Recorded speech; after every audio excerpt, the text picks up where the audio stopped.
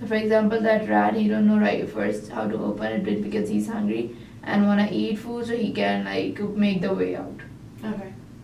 So he can adapt some responses. What is shaping? What is reinforcement? Reinforcement is something that will increase the likelihood of something happening. Yes. And punishment? Is you want it to decrease. Decrease. What is shaping?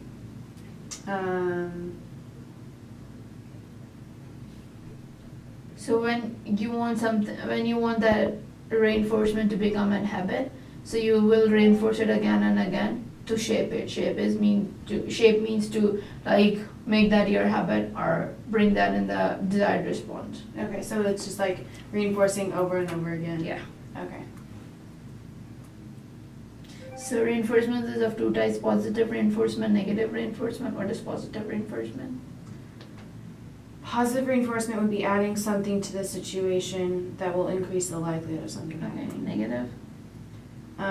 That would be adding something that, oh no, Yeah, adding something to delay yeah, or remove the yeah. stimulus. So you add something to the situation that will decrease? No. That will decrease the response. So you add something to decrease the response. In positive, you add something to increase the response. In negative, you add something to decrease the response. See, but for here she put the positive reinforcement would be adding something to, so it's like you get an A+, so you're going to study more. Yep. And then the negative would be like if the parents stop nagging them on their homework, and so they realize that they, let's see how she put it. It's like they took away talking to them, which resulted in them studying more because they realized. Yeah. But the studying more is not the response. So wasting time, like, because they were not paying more attention towards that. But after they realize, they stop wasting their time. So they decrease that thing and they pay attention towards their studies. So in negative reinforcement, we see the things that we add for decrease the intensity of stimulus. Okay. And here we increase the intensity of stimulus. Like we Okay. increase that response. Okay. Does that make sense? Yes, that does. Alright. So schedules of reinforcement, there are 4 schedules: fixed ratio, variable ratio, fixed interval, and variable interval. What's fixed ratio? Okay, she must have skipped over this because we didn't go over this. Okay. So fixed ratio is something that is on correct time, like on specific time, specific day, specific period. Like every time you're gonna wake up by 4 or 5 in the morning, that's fixed ratio. Okay. Let's see.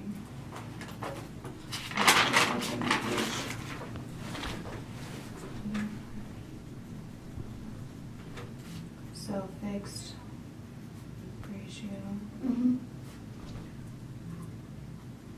reinforcement. So given at a specific time.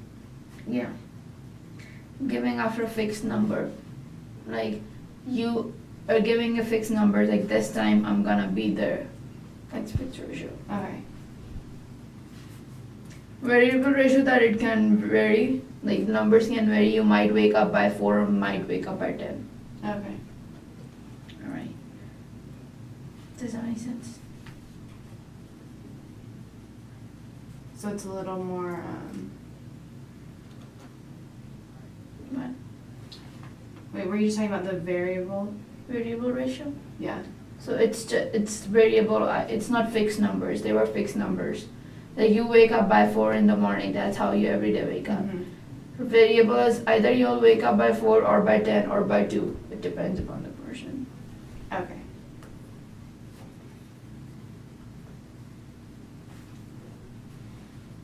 I'm just gonna write an example.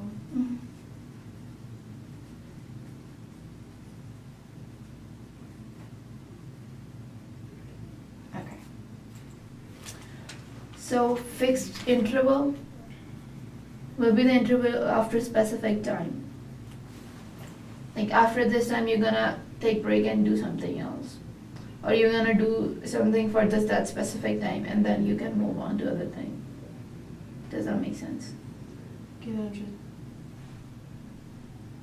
So you do something and then you like get a little break and then you go back to doing it? Yeah, but on the specific time.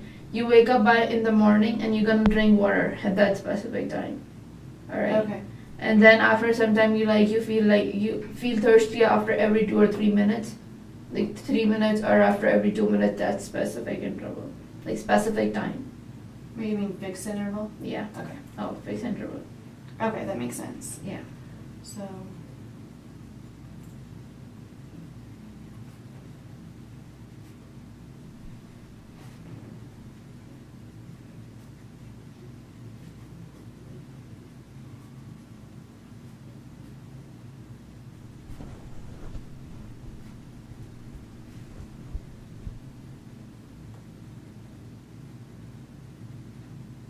Okay.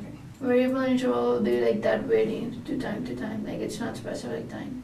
Okay. So interval after varying amount of time.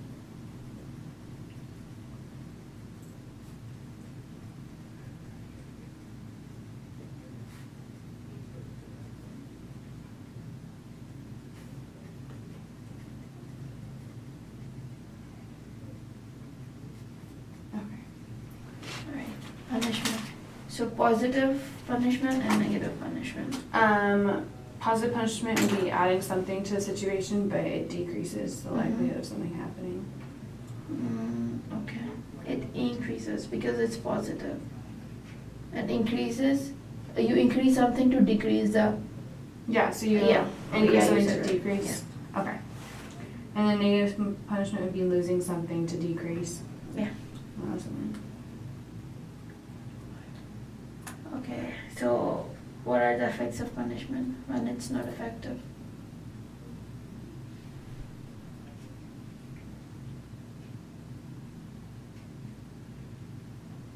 So people will, like, depending on who it is, they'll either get angry about it and just will do the exact opposite of what the So person's trying to perception do. method.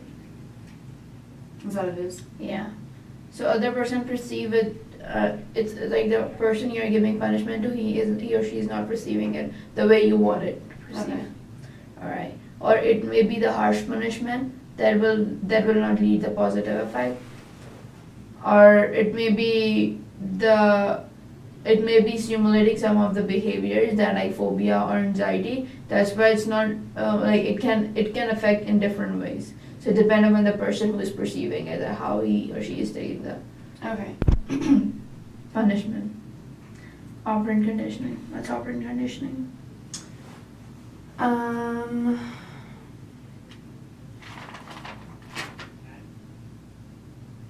Well, that's just what we just went over, right? So it's the reinforcement Yeah. of punishment. So if you're gonna increase something, that will produce a response. If you're gonna if you're gonna decrease something, that will remove the habit. So operant conditioning can be removed totally, but classic conditioning cannot be removed totally. Okay. These are the differences if you wanna go through, or you can go through. Okay. Yeah, no, I think we're good on that. Okay.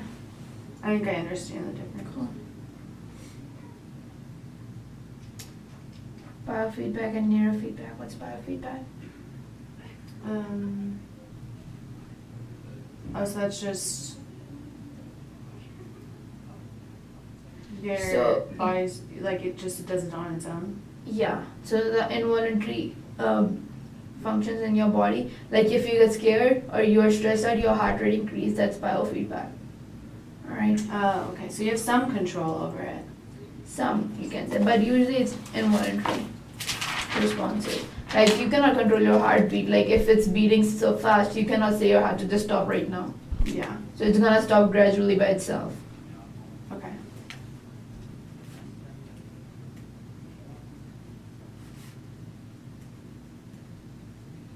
Neurofeedback is your function that you perform. Either you'll be scared and you'll panic, or you will deal with the situation. That's what involuntary is. So you decide what to do. You get panic, or you deal with the calm situation. and, Yeah.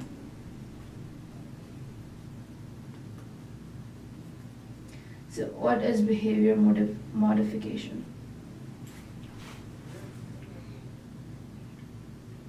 So it's kind of the same. It's like, So we studied positive and negative Yeah. reinforcement and punishment. That's what behavior modification is. So tokens is when you give something to, like when you reward somebody, it's gonna increase their behavior, and if you will time out or give punishment, that's gonna decrease their modification or behavior. okay. Alright, what's learned helplessness? So it's like when you fail a certain amount of times, so you just kind of give up on, you become like helpless. Yeah. So at first, if you cannot do something, your mind stays like that. Okay. Okay, so we stopped there and then we never, either we didn't get the notes or, because I haven't. This is the last That was one. it, just one slide? Yeah. Alright. So what was the experiment about? Was that when they brought in that doll and they like the behavior that one person did, the little kids saw what they did and so they did the exact same thing? Mhm. Is that what it is? Yeah, it is. Okay. So either there will be two conditions. Either it can bring be aggressive or non-aggressive model. Aggressive will be like if it's aggressive, then it's gonna produce negative behavior, and if it's non-aggressive, then it's gonna produce positive behavior. Okay. So viewers acted out in aggressive behavior. Yeah.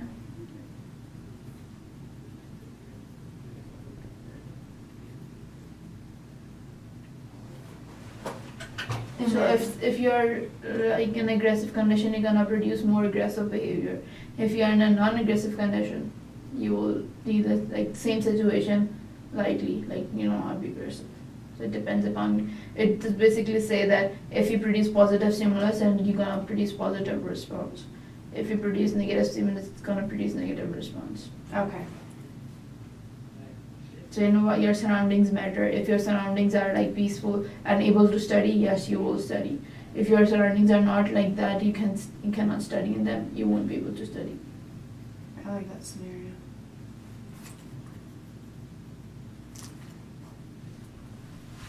Oh, sorry, you're good. So the environment while study will determine your behavior. Yeah. So it's not something that you want or you don't. You want to, but your surroundings or the factors around you affect. That's all. Is there any question? No, I think we're good.